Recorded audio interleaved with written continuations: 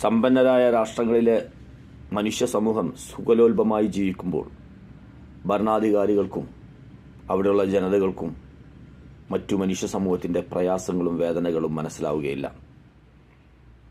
അത് ഏതു തരത്തിലുള്ള ദുരന്തങ്ങളായാലും, അത് മനുഷ്യനിർമ്മിതമായ യുദ്ധങ്ങളായാലും പ്രകൃതിപരമായ ദുരന്തങ്ങളായാലും, സമാധാനത്തിൽ ജീവിച്ചുകൊണ്ടിരിക്കുമ്പോൾ, സന്തോഷത്തിൽ ജീവിച്ചുകൊണ്ടിരിക്കുമ്പോൾ മറ്റു മനുഷ്യരുടെ സമാധാനക്കേടും മറ്റുള്ള പ്രയാസങ്ങളും മറ്റുള്ളവർക്ക് സംഭവിക്കുന്ന നഷ്ടങ്ങളും മറ്റുള്ളവർക്കുണ്ടാകുന്ന വേദനകളും മറ്റുള്ളവരുടെ തകർച്ചയും അവരുടെ മരണവും അവരുടെ ജീവിത ദുസ്സഹമായ അവസ്ഥകളും സമാധാനത്തിൽ ജീവിക്കുന്ന, സന്തോഷത്തിൽ ജീവിക്കുന്ന, സുരക്ഷിതരാണെന്ന് തോന്നി ജീവിക്കുന്ന മനുഷ്യ സമൂഹത്തിനോ ഭരണാധികാരികൾക്കോ മനസ്സിലാവുകയില്ല. ഇന്ന് അമേരിക്ക അത് മനസ്സിലാക്കി. അവിടെ പടർന്നു പന്തലിച്ച കാട്ടുതീ അവിടെയുള്ള ജനതയെ അഭയാർത്ഥികളാക്കി. കുബേരന്മാരും വലിയ മുതലാളിമാരും സുഖലോലുപമായി ജീവിച്ചിരുന്ന സ്ഥലങ്ങളിൽ നിന്ന് അഭയാർത്ഥി ക്യാമ്പിലേക്ക് മാറി. അവരുടെ സ്വത്തുകളും മുതലുകളും വീടുകളും കത്തി നശിച്ചതിന് ശേഷം ഒന്നുമില്ലാതെ കണ്ണുനീരോടെ നിസ്സഹായരായി തെരുവിലേക്കിറങ്ങി. ഇത് ഏകദേശം 6 ദിവസം ആയിട്ടേ ഉള്ളൂ.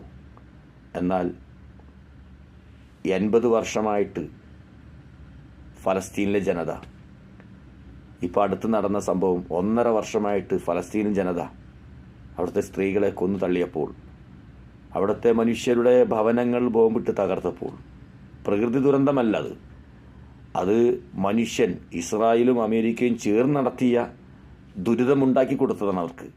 അവരുടെ ജീവിതം ദുസ്സഹമാക്കിയപ്പോൾ, പിഞ്ചു കുഞ്ഞുങ്ങളെ കൊന്നു തള്ളിയപ്പോൾ 10-60-70,000 മനുഷ്യരെ അവർ കൊന്നു തള്ളി, സ്ത്രീകളെയും കുട്ടികളെയും എല്ലാം. അവിടെ നിന്നും ലക്ഷക്കണക്കിന് മനുഷ്യർ പലായനം ചെയ്തു. അവരുടെ ഭവനങ്ങളെല്ലാം ഇന്ന് തരിശുഭൂമി പോലെ തകർത്ത് കളഞ്ഞു അമേരിക്കയും ഇസ്രായേലും ചേർന്നു.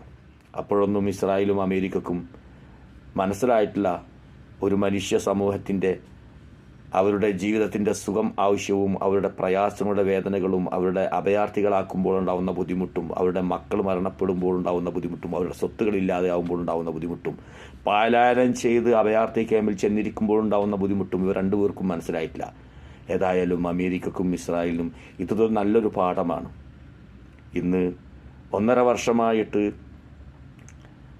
അനുഭവിക്കുന്ന ഫലസ്തീൻ ജനതയുടെ പ്രയാസം 6 വർഷം കൊണ്ട് അമേരിക്ക മനസ്സിലാക്കി കാണും. മനസ്സിലാക്കണം, ഏതൊരു മനുഷ്യനും നിസ്സഹായരാണ്. അവന് പ്രകൃതി ഒന്ന് ക്ഷോഭിച്ചാൽ ഒന്നും ചെയ്യാൻ കഴിയില്ല ഏത് വൻശക്തിക്കും.